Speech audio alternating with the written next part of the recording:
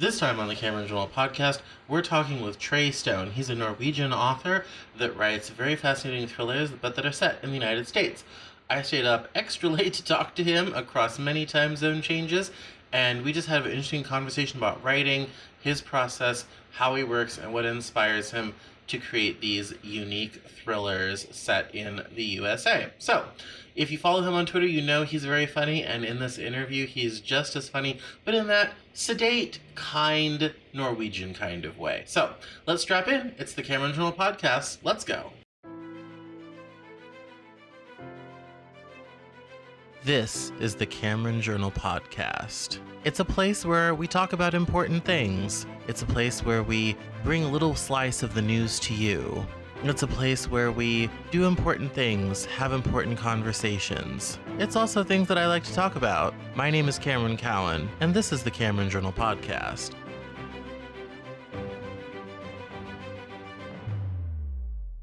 Today on the Cameron Journal Podcast, we are speaking with Trey Stone, all the way from Norway. I had to interview him in the middle of the night because of the time change. I'm on the almost opposite side of the planet from where he is, and we're going to talk about his books and geek out on writing and all that sort of thing. So welcome, Trey Stone, to the Cameron Journal Podcast. Thanks, Cameron. Thank you so much for having me, and I'm sorry about the time zones.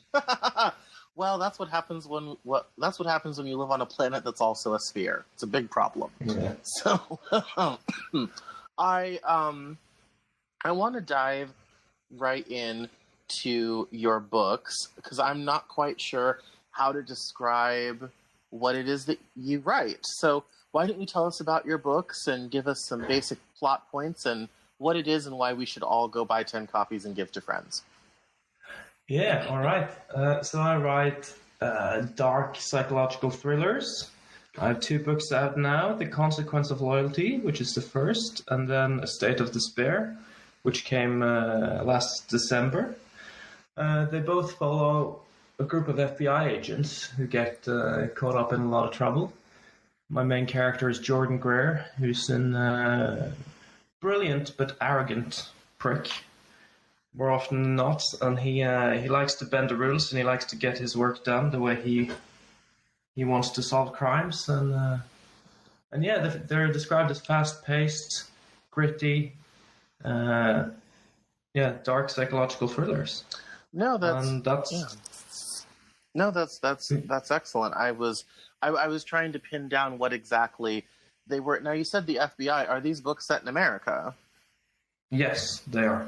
Oh, I'm surprised. I would think you would set them there, but that's fair enough. So. Yeah, you would think so, but that's not the way I've gone with things, with these books at least. Yeah. Any plans to do something Norway themed in the near future? Possibly. Oh, wow. Yeah. Yeah, we'll follow on Twitter for that.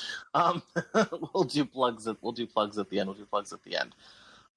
So one of the things I always like to ask writers when we have them on is to find out what's your creative process and how does a book come together for you. So tell us a bit about that. What gets you creative? How do you make the magic happen? Well, I work best under pressure, so I tend to force myself to kind of sit down and write and to do the work. I used to kind of let the inspiration come to me, but that I realized you can't count on that always happening. So it's easier if you just, for me at least, if I just sit down, tell myself I'm going to write now, and then we'll see what happens.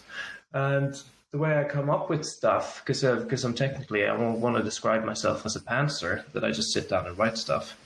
But I have so many ideas that I take notes for all the time, like future books and future ideas, that I kind of, over time, establish these huge folders of notes and ideas for new stories all the time.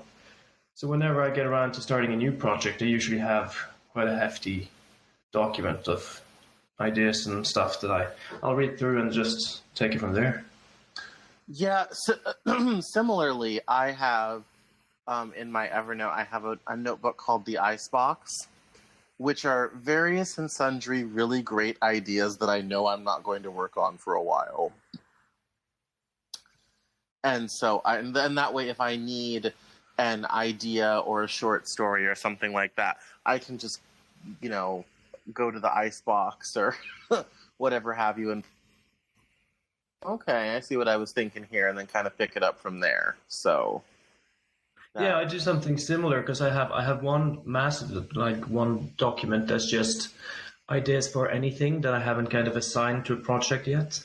So if I ever need to like flesh out a project or I need to write something specific, I'll go to that document and have a look, see if there's anything I can combine or change and make something out of. yeah, absolutely. Now, here's kind of a silly question, but I'm interested in it anyway. Um, what is it like to write creatively in the language that's not your native language?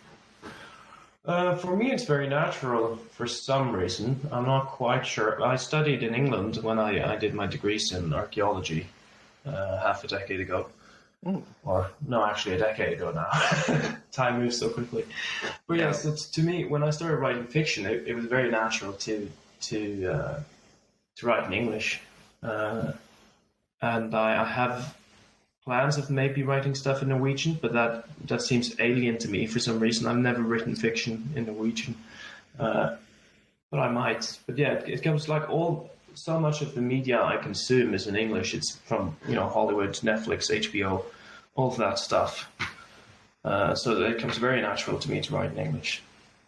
No, that makes sense. And a follow-on question. I'm sorry, I'm coughing. You're my fourth podcast today. What is it like to spend all that time researching how we do things government-wise here in America? Give us an outsider's perspective of our insane governmental system. Well, how much time do you have? No, like most of the stuff is, I would have to research the stuff I write about anyway, because it's not stuff I wouldn't know anything about in Norway either, just because I'm Norwegian in a sense. Like right, yeah. The way the police works, or like the FBI or equivalent. So, in one sense, and I'm sure there's probably been done more research on the American side of things for writers. Like I remember coming across a very good site for like how to write law enforcement in like American law enforcement, and it had various, like the FBI, the CIA, it had various things to remember and kind of to think about. So that was a great resource, and I'm not sure I could find a similar resource in Norwegian. But I did, like, there are a couple of things I get wrong, but luckily I have beta readers and early reviewers who will catch stuff like that and correct me. No, absolutely. Is there any kind of weird, fascinating quirks that you've come across in your research that are just like totally maybe normal to us, that you're kind of like, this is a bit odd? Well, I wouldn't say odd, because I'm so used to, like I said, through all the media, all the shows I watch, and like it's kind of, it's what I've expected. But one good thing about like writing about the FBI and like American law enforcement instead of Norwegian is that Norwegian police officer wouldn't carry guns, for example, which someone pointed out. I can't remember what setting, but they don't carry weapons unless it's like for a very specific reason. So it would be a very boring book if you had a police officer or like law enforcement people going around solving crimes and there was no action because they're not allowed to carry weapons. So in one sense, it's more exciting to write about the Americans and the FBI in that sense, because you can do more stuff. Oh yeah. Oh no, we let them be armed to the teeth here. So yes, lots of that. Now, in terms of like writing tools, are there any specific programs or software that you use, or do you just go for Microsoft Word and call it a day? I'm very basic. I just need a word processor. I either use Word or I've been using LibreOffice.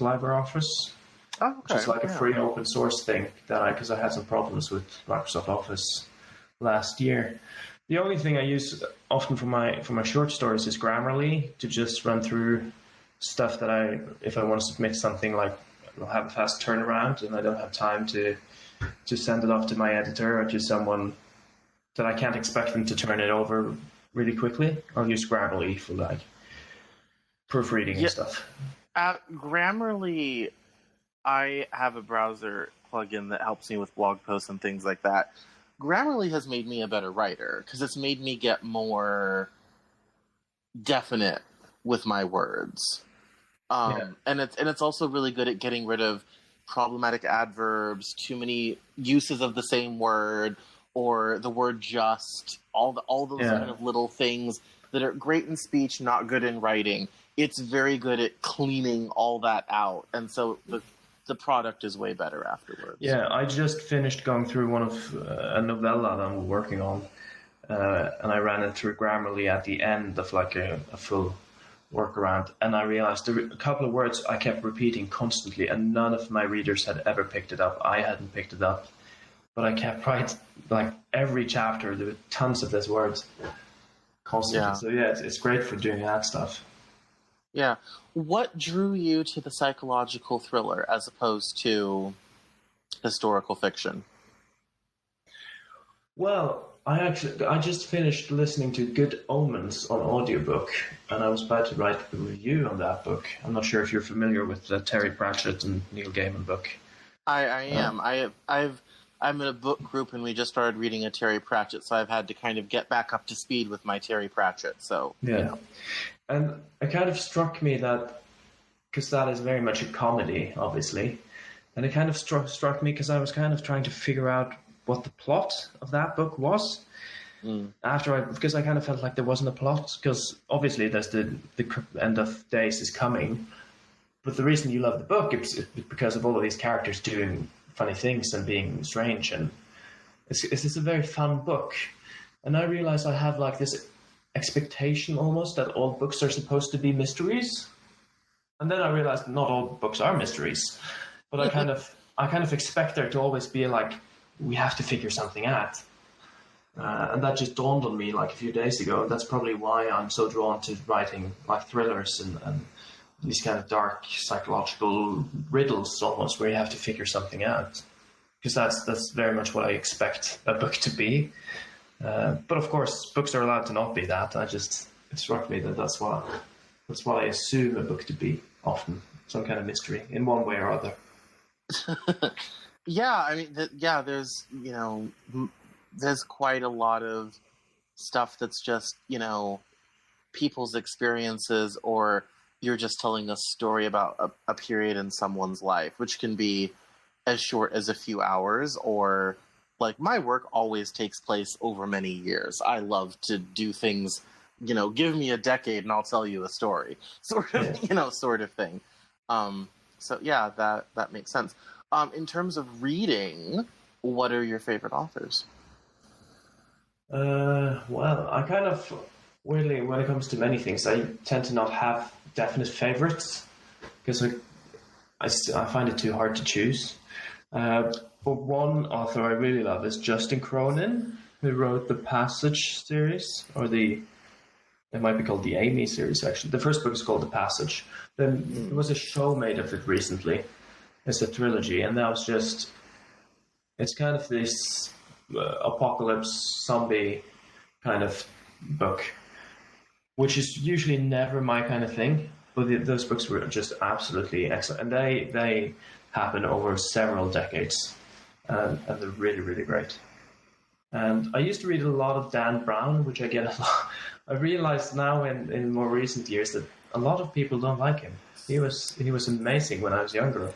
I thought those books were like I was saying, I like mysteries, and those kind of mysteries are awesome. Yeah. Sorry. Yeah. No, go ahead. I was going to go off on Dan Brown. You go ahead with your next author. Yeah. Well, I kind of, because I like fantasy, and I thought I read. It's been a few years now, but I read Lord of the Rings for the first time, maybe 5 years ago or something, and I thought I would love them because I love the movies, and I love the whole universe, like games and comic books and everything. Yeah. But I really didn't like the books that much. But fantasy is usually a winner with me, and there's loads of fantasy authors that I can't remember right now. But yeah. No, I understand your liking of Dan Brown, because I also like Dan Brown. I read Angels and Demons before I read the Da Vinci Code, because that's the order he wrote them in. Yeah, I think I did too. Yeah, and it was actually interesting because Angels and Demons was a publisher project that they wanted written. And originally, when he turned in the manuscript, the publisher did not like it. And the Da Vinci Code was actually a bunch of stuff from the original Angels and Demon manuscript that they cobbled together as a sort of, well, here's a acceptable vehicle we could produce, sort of, sort of thing. And so, but I think the way those books are structured, and the reason why the film was successful before the book was, sort of thing. The film did great things with the book sales. Was because I feel like that type of story is better on film. The way it's structured and all that sort of thing, it's better on film than it is in literature.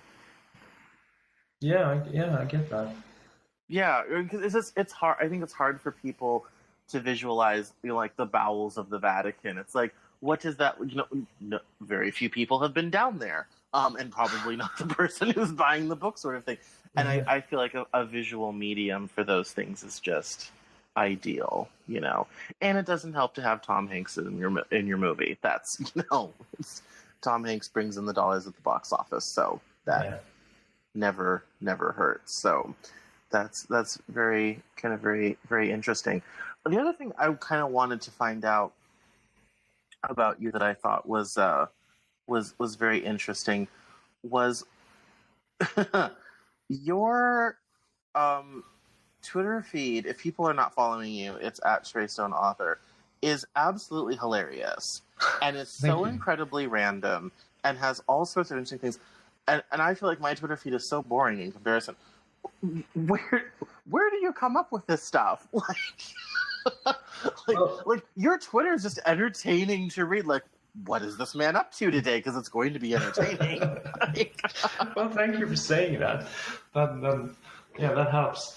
But yeah, I kind of just lowered my expectations of what I was allowed to tweet about. So I just tweet the stuff I say or think, or the stuff my wife and I talk about. And apparently it's just, people find it entertaining.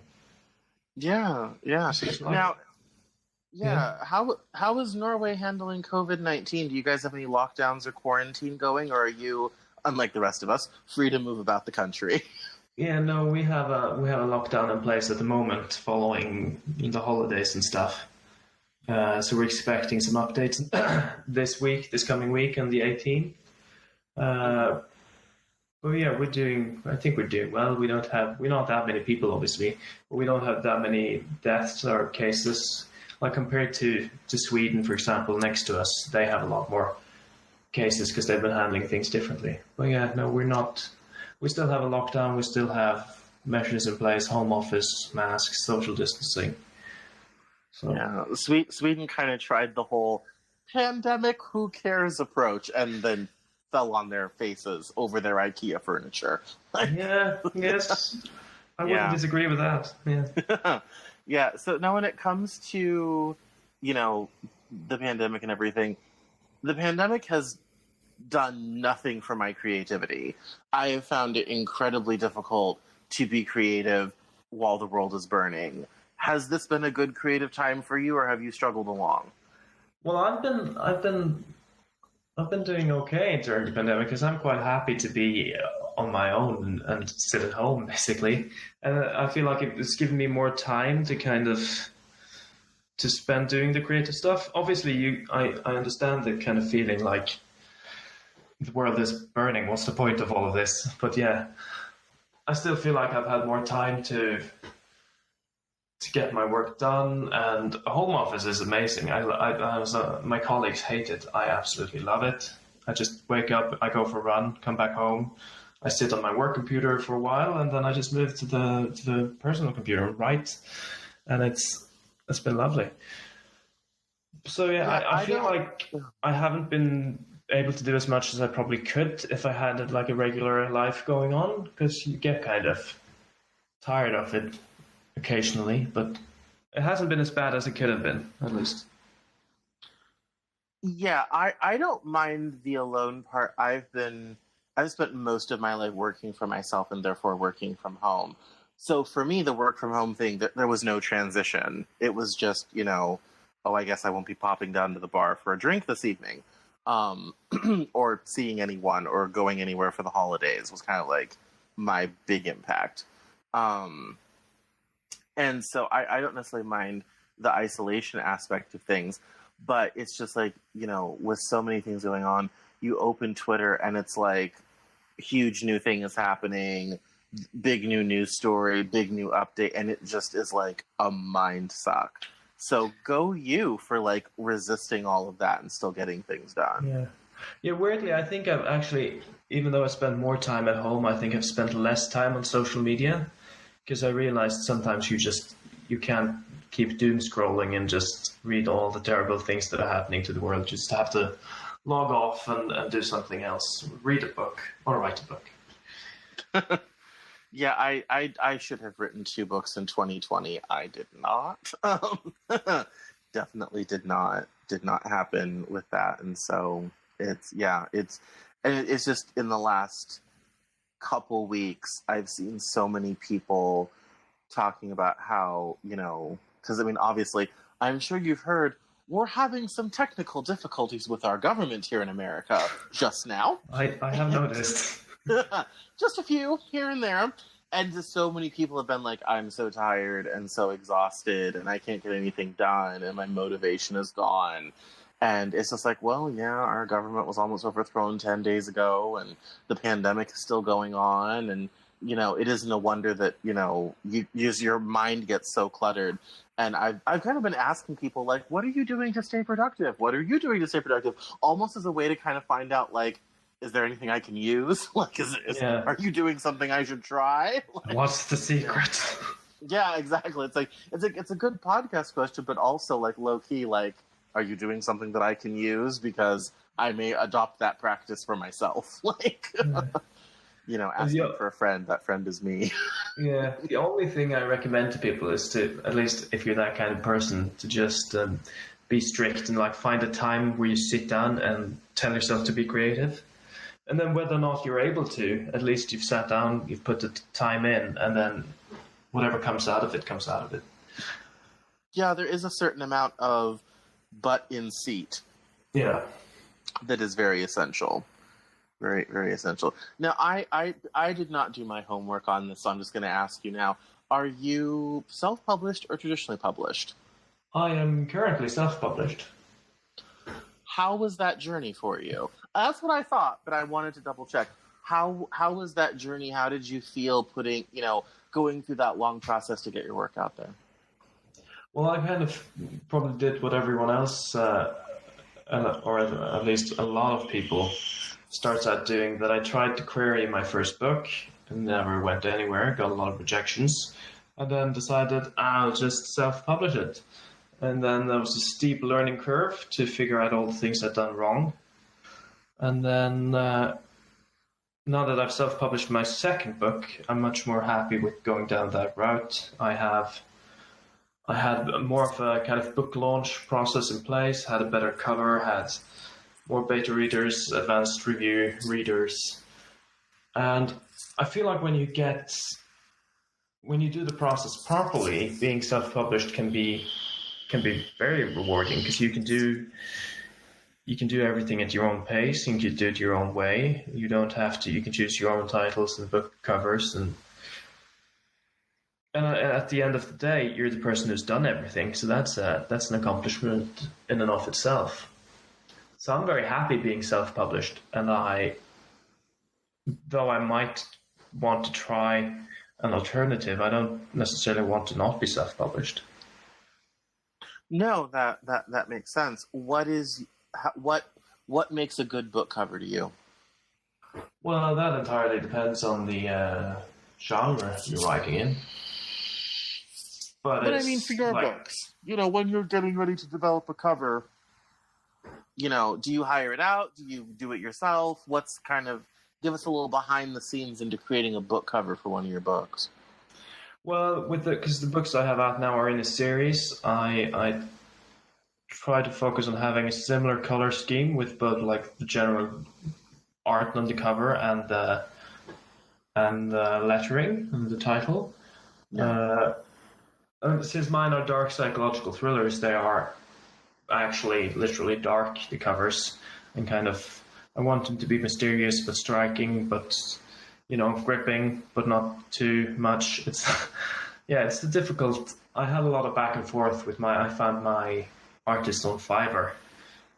She's brilliant, but I felt like I was nagging her a lot because I kept sending comments like, "No, actually, can you move this over here? Can you change this? No, actually, I want it back to the way it was." So I feel like I can be picky, but obviously, you should be about your book cover, I think. Yeah, I always when I kind of am a bit odd in that when I am working on a book, towards the end of the process, I get a very clear vision in my head of what I think the cover for it should be. And it's kind of indicative of kind of what's on the inside sort of thing. And so I've done two of mine were graphic covers. One of them was a photo cover, and a lot of people, photo covers are dangerous because things can go wrong. And sometimes I hold up my first novel as photo covers can work if you put in the work, to kind of make them work. So there's always a lot of debate on, how to do it, what's good, what's bad, all this sort of thing. And so it's always good to, for those that self-publish and have to make these decisions themselves, it's always good to kind of get a peek into what goes into making a book cover work. Yeah. Yeah, for sure.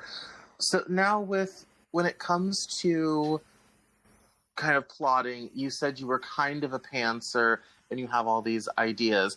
Do you really outline and try to get everything set up, or do you let it be more freeform? Well, that's where I'm a pantser, because I don't outline it necessarily. It's much more freeform. But I have an idea in my head, and because I have so many ideas on a backlog now that I'm going to write at some point, maybe eventually, that means that as I come up with ideas for that future project, it kind of becomes outlined in and of itself, because I don't have time to sit down and write that thing now, but I keep having ideas for it that I write down on my phone or in a notepad, and then I transfer those to the master document, and then by the time I get around to writing the project, I might have kind of a outline, I suppose. But I never sit down to kind of decide what goes where. And what I'll do when I start the project eventually is I'll read through the notes, remind myself of what I thought, and then I'll just start writing it. That is magic. I cannot do that. That is absolutely magical. I am a solid hardcore outliner, and if I don't have an outline, I don't know where I'm going. I can't foreshadow, the whole thing comes crashing down. Like, I have to figure it all out in advance, kind of, pretty much. I have to have a basic roadmap of where I'm going and what I'm doing. So for me, that process is veritably witchcraft.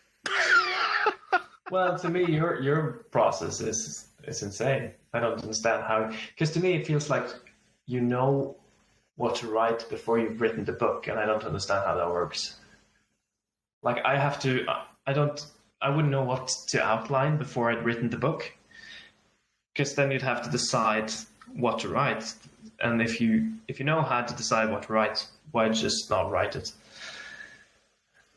No, I mean, and this is the center of the great debate of between the pantsers and the plotters, because I would respond and say, well, I have a lot of ideas and I want to structure them so that this happens and then this happens and then this happens, and it can be just a line, character does X in this place sort of thing, these settings, this time of year, all this sort of thing, or this character has to do this now because in 2 chapters it's going to become important sort of thing. I just can't hold all that in my head. Like, I have to have it down on a structure because otherwise things will get lost, plot lines will get dropped, characters will do things and then never be mentioned ever again. Sort of. Yeah. There kind of has to be a certain sort of thing for me to kind of keep track of it all. Yeah, but that's kind of what I do with that master document, though. If I have any ideas that I know like I'll go through that at the end and find ideas that I haven't developed or things that I wanted to happen. And then obviously there is a lot of revision to make like all the foreshadowing work, because that's the thing with with pantsing. You can always go back and make stuff happen, because when you've written the first draft, you see what's going on, and then you can kind of push things in the right direction. Yeah, no, that's kind of interesting with the whole. So it's almost like it's important for you to just kind of get all the ideas, all the content out, and then go back and sort of fix things up and re-edit things and all that sort of thing. So it kind of all gets kind of offloaded to the revision process. Yeah, kind of. Well, that obviously depends on what the first draft looks like by the end of it. Sometimes it comes out better than others. But it's kind of if you have like a jigsaw puzzle and you just pour all the pieces on the floor and then you start figuring it out once you have all the pieces on the floor, instead of kind of picking one and one from the box and putting them down in order. If that makes any sense? Yeah, I know it definitely does. That is it, but like I said, it's to me what's magical is that you're able to kind of have all those notes, hold all that narrative in your head, and then move forward with it. Like, because sometimes I also use my outline to remind myself where I've been. Like, oh, okay, this is, we're at this part of the story or this part of the narrative, and and especially sometimes it can be a while before I get back to a project, and my brain just doesn't hang on to stuff. Like things come and go.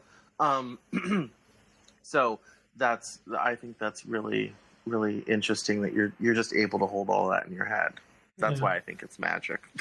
Yeah, but again, I want to emphasize the importance of having this master document with all my notes, because I need to read that through a couple of times to just like remind myself. But obviously, if you have an idea for a book that you kind of mull over for 2 years and then you eventually find time to write it, then yeah, you've been thinking about it for a while, I suppose. So yeah, no, that makes sense. Now, how often can you get books out? How long does it take to make one of your books happen? Well, my second book that came out 1st of December last year, and my plan was to have it out like last spring, and then have another one out last like maybe October or something.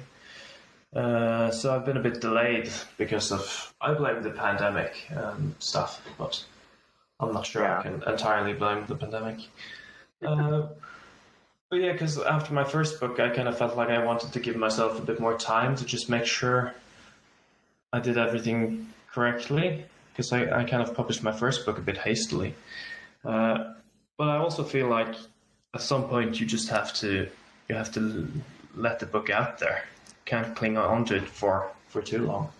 So I'm hoping I can that I can publish a bit faster now that I've gotten into a new kind of habit, compared to how long it took between my first and second book, which was, well, my first book was published in 2017, so that's three years. So hopefully I won't have to wait 3 years for the next one. But yeah, still important to take your time with it, but not cling on for too long, I suppose. Yeah, I found that, especially on the technical side of layout and all that type of things, I do all that myself. I don't necessarily have the money to pay someone to do it. Once I had one and I knew what the process was, the two that I did following almost back to back, it was way easier. Yeah. It was just way faster. Way faster. And I was kind of able to kind of get the job done in an expedient fashion, sort of thing. So do you find that writing book 2 was easier than book 1? Both yes and no. In one sense, the actual writing of it was faster, but then again, I was so much more aware of what I'd done wrong in book 1, stuff that I was kind of blissfully ignorant about when I wrote my first book, because I kind of just sat down and happily wrote a book. But with book two, I kind of had to think about all these things and had to like make sure it was this way, and yeah, I kind of fixed all the stupid mistakes I knew I'd done in book one. So it was faster to write, but at the same time, it took me so much longer to make sure it was better. And I had to do some major rewrites after writing the first draft, because there were some things I realized just didn't work properly. So, but yeah, I feel like I've gotten into it. I found my process now, and I draft much faster than I can revise and edit and have it sent to later readers and my editor and stuff. So I have quite a few projects lined up that I tend to have one project I'm drafting, one that I'm revising, and one that's kind of near its completion. So I usually have at least 3 projects on the line at a time. But that's a good position to be in, I think. I'm not there. I would love to have that. I would love to have that pipeline set up. I'm not there yet. Absolutely not there yet. If 2020 hadn't have been 2020, I would be closer to that. But just not there yet. Just not there yet at all. One thing I didn't ask you in the very beginning, this is kind of an intro question, but how did you what motivated you to wake up one day and decide, I should write a book, this is a good idea, and then put it into action? What got you into writing?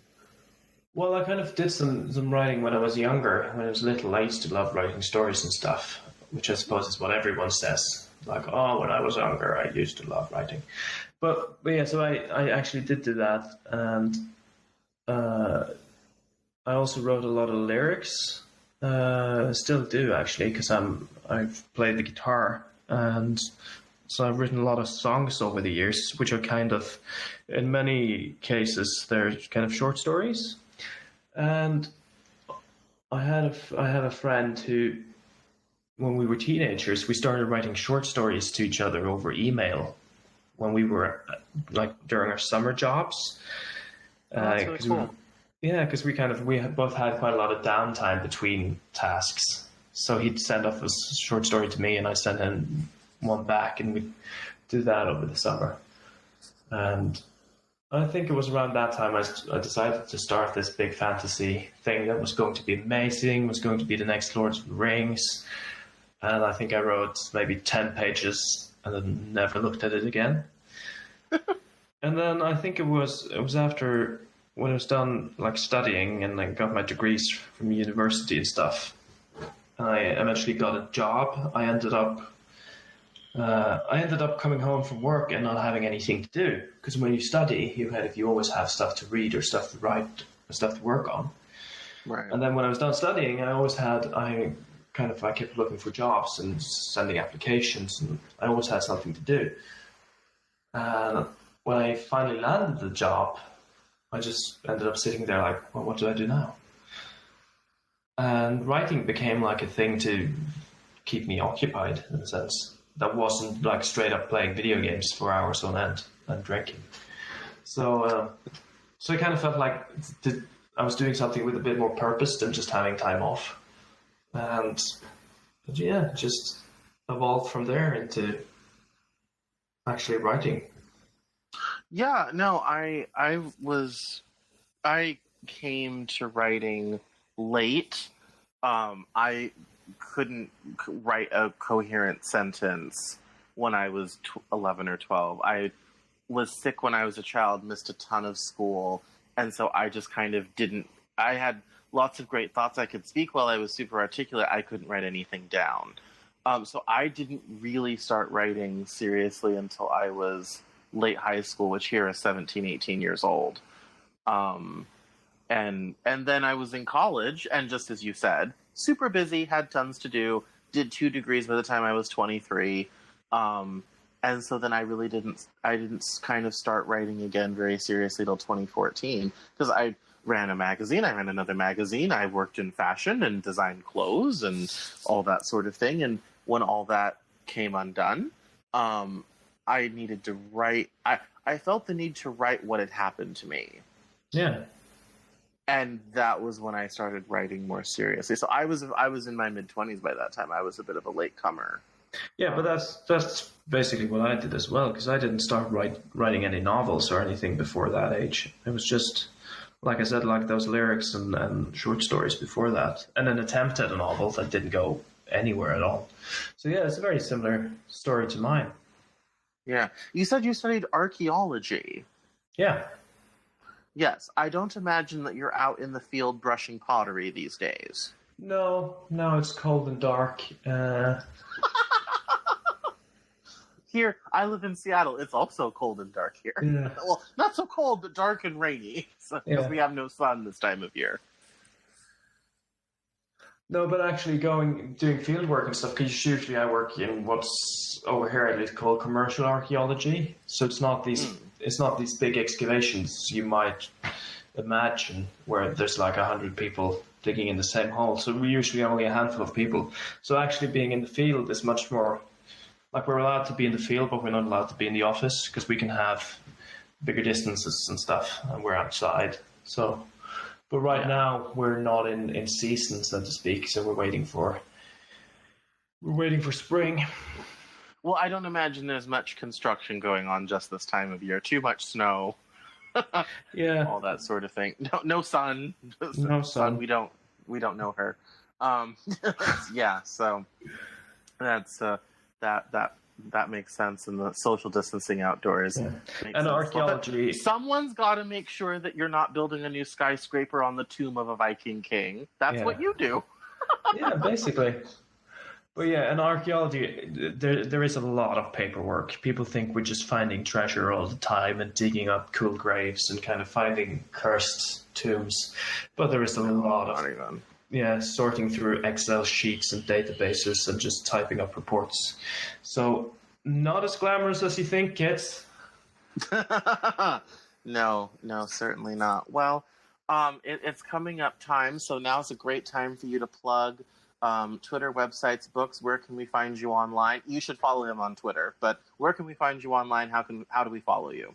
Yeah, so you can find me on Twitter at Trey Stone Author. I'm usually there all the time. I'm happy to chat and write funny things and share gifts.